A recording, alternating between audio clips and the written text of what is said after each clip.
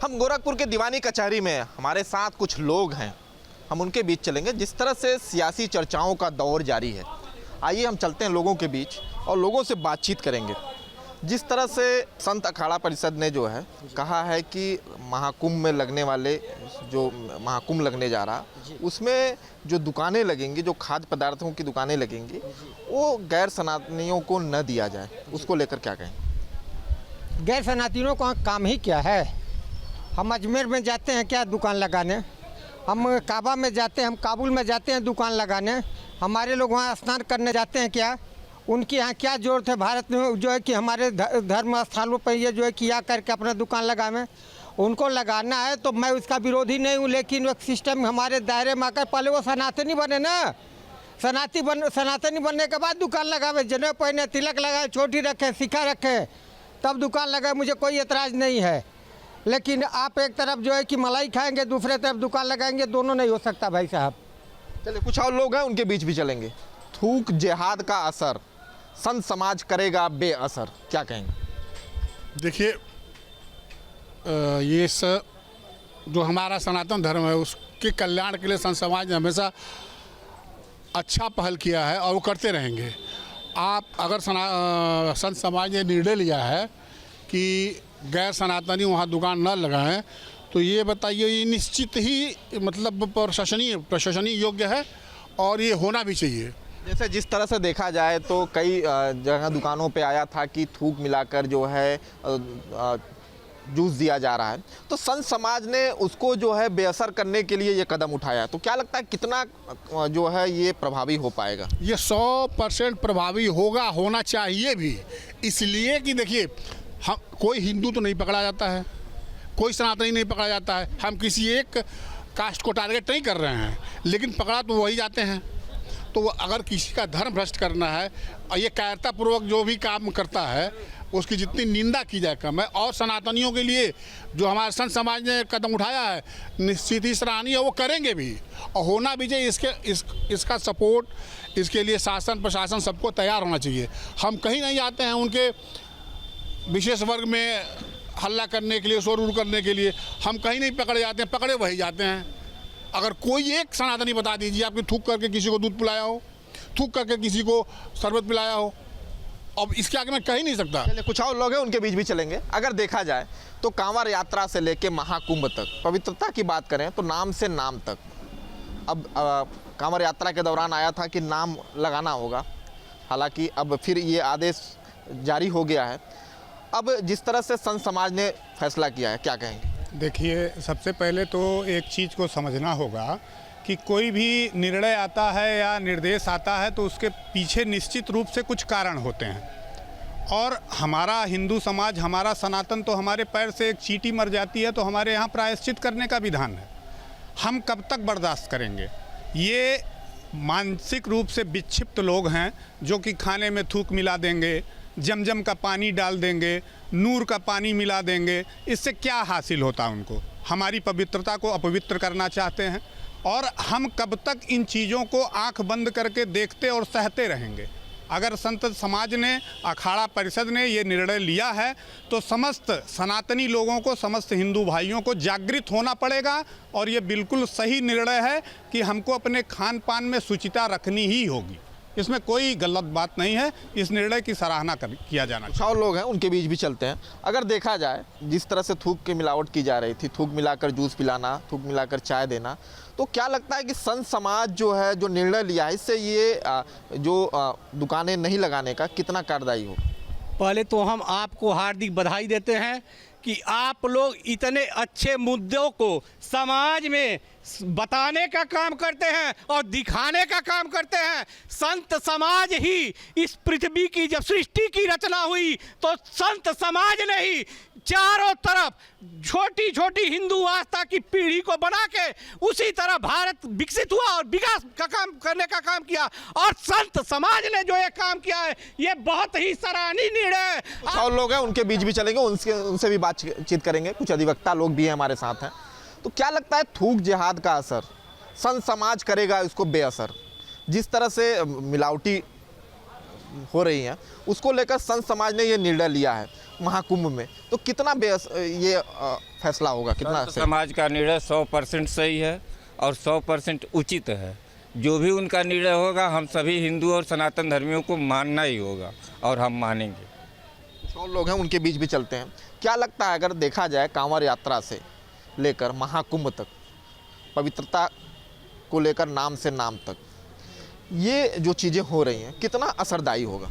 Sir in fact पहले तो मैं बताऊं आपको, पवित्र शब्द हमारा जो है हिंदू शब्द से ही बना हुआ है, और जब जब सनातन धर्म के आक्षेपण में यदि किसी भी प्रकार की दुष्कृति की जाएगी, दुष्विचार लाया जाएगा, तो उसका उपाय होना निश्चित है और होना भी चाहिए। रास्ता कुछ भी हो, रास्ता कोई भी तय करना पड़े, उनका उपाय होना चाहिए। इनफैक्ट चाहे वो कांवड़ यात्रा हो या धार्मिक हिंदू धर्म से जो है जुड़ी हुई कोई भी धार्मिक संस्था हो, धार्मिक कृत्य हो, धार्मिक व्यवस्था हो, अगर उसमें किसी प्रकार का आक्षेपण होगा तो 100% हम हिंदुओं को जागृति के साथ और एक मुख होके, एक युक्त होके उसके खिलाफ कुछ ना कुछ उपाय करना। उपाय क्या है वो कोई भी हो सकता है, उसमें कोई भी किसी प्रकार का कोई आबंधन नहीं, किसी प्रकार कोई बाउंडेशन नहीं होना चाहिए। और इनका जो थूक करना, तमाम प्रकार की जो है विकृतियों को जिसमें विचरण करना, ये इस प्रकार की कृति सरा जो आज समाज में आ गई है, इस समाज के दुष्प्रेरण को कौन मिटाएगा? चलिए कुछ और लोग हैं। अगर देखा जाए गैर सनातियों की नो एंट्री महाकुंभ में, तो आधार कार्ड से होगी शुद्धता की गारंटी, क्या कहें?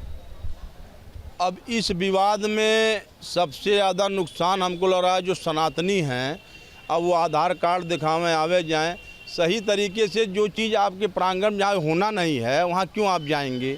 जैसे हमारा धर्म है कि हम मंदिर जाना है तो हम मस्जिद क्यों जाएंगे? भाई जो हमारी आस्था का विषय नहीं है, तो जो रोक लगी है वो सही लगी है। लेकिन ये है कि मान के चलिए अगर कुछ ऐसी चीज़ें, मान लीजिए कोई एसडीएम है और मेले का प्रभारी हो गया, नहीं बनना चाहिए। आपके पास आएंगे, उन्होंने संत समाज ने कहा है कि ऐसे अधिकारियों की ड्यूटी भी ना लगाई जाए। संत समाज ने अगर कोई निर्णय लिया होगा तो हमारा संत समाज काफ़ी सोच समझ के निर्णय लिया है, और जो निर्णय लिया है उसका हम लोग समर्थन करते हैं। और अगर स्थिति इस प्रकार की बनी है कि चीज़ें बिगड़ सकती हैं, धार्मिक उन्माद हो सकता है और ये सिचुएशन बन रही है, तो देश की कानून व्यवस्था को बनाए रखने के लिए माननीय मुख्यमंत्री महोदय को इस चीज़ को कठोरता से लागू कर देना चाहिए, क्योंकि इस पूरे प्रदेश को, देश को चलाने के लिए शांति, सुरक्षा, सौहार्द अत्यंत आवश्यक है।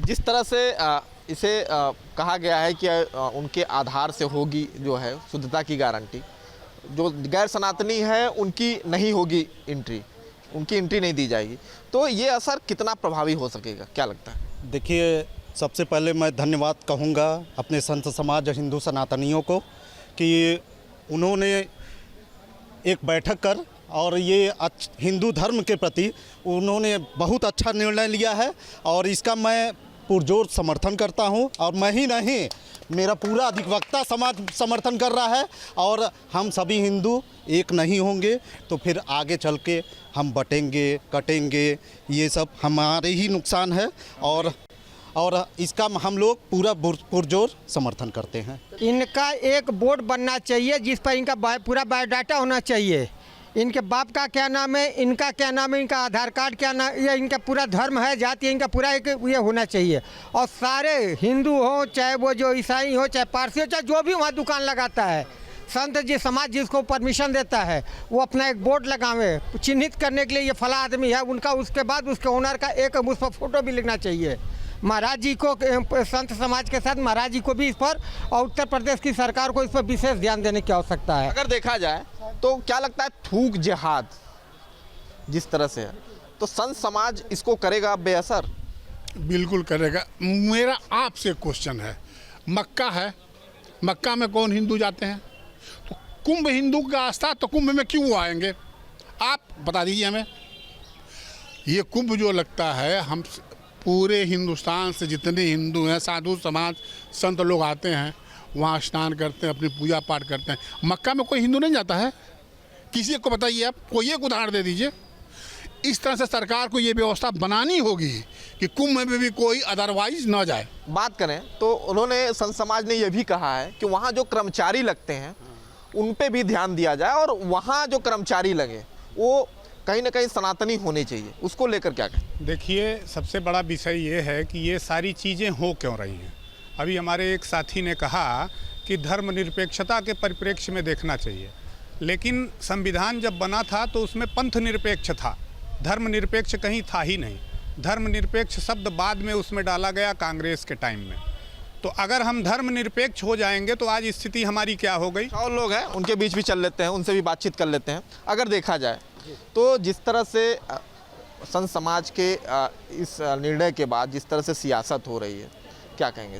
सियासत तो नहीं है, जो लोग सियासत करते हैं वो सियासत पे ही वो पैदा हुए हैं। सियासत कौन यूपी में करेगा? समाजवादी पार्टी, कांग्रेस, यही लोग करेंगे। जब भी अगर भाजपा जीत जाती है तो सही है, सरकार सही है, हार जाती है तो जो है कि खुशी की लहर होती है। वैसे अगर हिंदू मारा जाता है तो इनकी ज़बान नहीं खुलती है। अगर हिंदू लड़कियों के साथ बलात्कार होता है तो इनका ट्वीट राहुल गांधी चाहे अखिलेश यादव का नहीं आता है। सियासत तो ये करेंगे। ये सियासत नहीं, ये खून से पली हुई पार्टियां हैं, हिंदुओं के खून से पली हुई पार्टियां हिंदू आस्था पर ही सियासत करेंगे ही करेंगी। इस पर हमको अफसोस नहीं होना चाहिए, इस पर हमको सोचने की ज़रूरत है।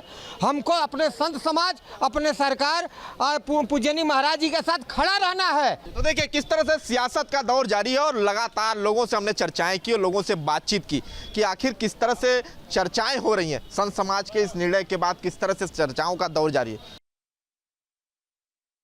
कुंभ मेला 2025 में गैर सनातनियों के प्रवेश को लेकर अखाड़ा परिषद जल्द ही प्रस्ताव पास करेगा। इसके अलावा अखाड़ा परिषद के अध्यक्ष का ये भी कहना है कि जो खाद्य पदार्थों की दुकानें हैं वो भी गैर सनातनियों को आवंटित ना किए जाए। इसके लिए भी अखाड़ा परिषद एक प्रस्ताव लेकर के आएगा और उस प्रस्ताव को पास करने के बाद उसे सीधे मुख्यमंत्री के पास भेजा जाएगा। तो हम इस वक्त प्रयागराज में मौजूद हैं, हमारे साथ प्रयागराज के आम लोग हैं, उनसे बात करेंगे और उनसे इस विषय पर उनकी राय जानेंगे। ये बताएं कि अखाड़ा परिषद जिस तरह से कह रहा है कि कुंभ मेले में जो गैर सनातनी है उनको प्रवेश न दिया जाए, उनको दुकानें न दी जाए, क्योंकि कई बार देखा गया है थूक जिहाद जैसी घटनाएं सामने आती हैं। नहीं, बिल्कुल अखाड़ा परिषद ने जो ये मांग की है मैं उसका खुलेआम समर्थन करता हूँ, क्योंकि कुंभ या महाकुंभ जैसा जो पर्व है वो हिंदू धर्म के लिए, सनातनियों के लिए आस्था का विषय है। और हज़ारों की संख्या में या लाखों की संख्या में हम कह दें कि पूरे देश ही नहीं विश्व के कोने कोने से लोग आकर वहाँ पर एक एक स्नान पर्व के दिन वहाँ डुबकी आस्था की लगाते हैं। और वो शुचिता और पवित्रता इस कुंभ का मेन पर्याय है।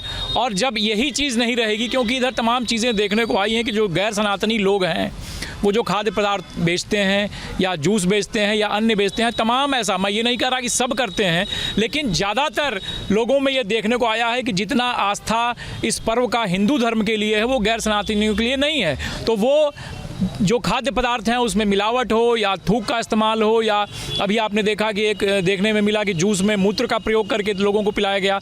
तो निश्चित रूप से अगर ऐसा हमारे अखाड़ा परिषद के लोग सोचते हैं, ऐसा निर्णय लेते हैं, तो मुझे लगता है कि किसी भी धर्म को इसमें आपत्ति नहीं होनी चाहिए। तो मैं इसका स्वागत करता हूँ और बिल्कुल आदरणीय मुख्यमंत्री जी को एक ये नियम लागू करना चाहिए कि गैर सनातनियों की दुकानें वहाँ पर न लगें, केवल सनातनी लोग ही खाद्य पदार्थ या अन्य दुकानें वहाँ पर लगाएं।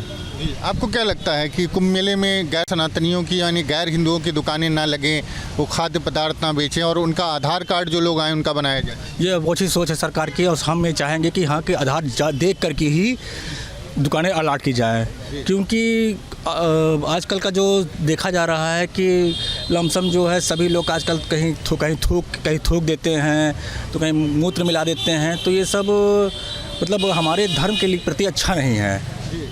तो हम ही चाहेंगे कि अच्छी सोच है और सरकार को इस पर प्रस्ताव पारित करके ही जो है सभी की दुकानें लगाएं और सभी का आधार कार्ड चेक करके ही दुकानें लगाई जाएं। आपको क्या लगता है ये जो अखाड़ा परिषद की मांग है कितनी जायज़ है? इससे कहीं भेदभाव नहीं पैदा होगा, फूट तो नहीं पड़ेगी? नहीं, कोई भेदभाव नहीं है। अखाड़ा परिषद की मांग जायज़ इसलिए भी है क्योंकि हम लोगों ने लगातार देखा है, तमाम वीडियो आते हैं, किस्से कहानी आती हैं कि एक विशेष लोग हमारे धर्म को अपवित्र करने के लिए तरह तरह कृत्य करते हैं। हम कभी देखते हैं खाने में उनका थूक मूत्र मिलाना, यहाँ तक कि अगर आप शेविंग कराने जाइए तो थूक करके हाथ में वो आपके मसाज भी कर रहे हैं। मतलब एक विशेष मानसिक रूप से बीमार हैं, उनको लगता है कि ऐसा करने से हमारा जो धर्म है, हिंदू धर्म है, वो भ्रष्ट हो जाएगा। इसलिए वो प्रयास करते हैं कि हम इनके धर्म को नष्ट करने के लिए इनको वो चीज़ें इनके शरीर में इस्तेमाल करें, पिलाएं, जिससे इनका धर्म भ्रष्ट हो। लेकिन हमारा धर्म इतना छोटा नहीं है कि आपके इस कृत्य से हमारा धर्म खराब हो जाएगा। लेकिन अगर सरकार की सोच हमारे अखाड़ा परिषद से मिलती है तो निश्चित तौर पे हम चाहेंगे कि अभी जो एक सरकार ने एक बिल लाया था कि सभी दुकानदार जो भी लोग लगाते हैं अपना नाम लिखें। हमको अगर लगेगा कि हम वहाँ पे खाएंगे नहीं तो नहीं खाएंगे। आपको क्या लगता है? हमको ये लगता है कि अखाड़ा परिषद को जो मांग है बिल्कुल जायज़ है और ये विश्वास पात्र नहीं है। और आधार में ओरिजिनल जो नाम है उसी को लिखा जाए। मुन्ना पप्पू राजू बबलू करके होटल चलाते हैं ये, और पता चला अंदर नाम इनका कुछ और है। तो ये भी बहुत ज़रूरी है। मुझे लगता है थूक जिहाद है ये। एकदम हकीकत है ये। दिल्ली में, गाजियाबाद, नोएडा, कहाँ पकड़ा गया, टीवी में दिखाया गया। सत्यता है, कोई सत्यता है नहीं। आपको क्या लगता है, क्या सोचते हैं इस प्रस्ताव को लेकर के अखाड़ा? बिल्कुल पूरा समर्थन हो हमारा इनके साथ है, अखाड़ा परिषद के साथ, क्योंकि ये चीज़ें देखने को मिल रही है, सुनने को मिल रही है, वीडियो वायरल हो रहे हुए हैं। और नियम के हिसाब से देखा जाए तो जो भी चीज़ें वहाँ सरकार प्रशासन अपना आदेश करे ठीक है, लेकिन अखाड़ा परिषद का जो चीज़ें का उन्होंने मांग की है उसको विचार करना चाहिए। आपको क्या लगता है, कुंभ से पहले कांवड़ यात्रा के दौरान देखा गया कई घटनाएं हुई, सरकार ने प्रयास भी किया कि लोग दुकानों के सामने अपना नाम लिखें, और उसके बाद से ये बहस जो है लगातार आगे बढ़ रही, तो जो एक विश्वास था वो कहीं ना कहीं खत्म हो गया है। नहीं, देखिए ये बात तो सत्य है कि जो हिंदू धर्म से संबंधित त्यौहार हैं उसकी महत्ता को, उसकी शुचिता को, उसकी पवित्रता को हिंदू धर्म के लोग ही समझते हैं। रमज़ान का महीना है, उसमें उन लोगों की जो नियम कानून है उसका पालन जो है मुस्लिम धर्म और समुदाय के लोग ही करेंगे। तो निश्चित रूप से चाहे कांवड़ यात्रा हो या माघ मेले में दुकानों की बात हो, तो जो आप देख रहे हैं कि लोग व्रत रहते हैं, 24-24 घंटे व्रत रहते हैं, गंगा जल में डुबकी के बाद ही जो है वो पानी ग्रहण करते हैं या प्रसाद ग्रहण करते हैं। और ऐसी स्थिति में जो गैर सनातनी लोगों की अगर वहाँ पर दुकानें लगी हैं, तो हम तो समझ रहे हैं कि इस त्यौहार का महत्व क्या है, इस पर्व का महत्व क्या है, लेकिन वो गैर सनातनी या दूसरे धर्म के लोग उस त्यौहार की पवित्रता को नहीं समझेंगे। आपको क्या लगता है, सरकार को इसको मानना चाहिए? बिल्कुल मानना चाहिए और बिल्कुल इस पर पूर्ण रूप से मानना चाहिए। मेरा सोचना ये है बिल्कुल।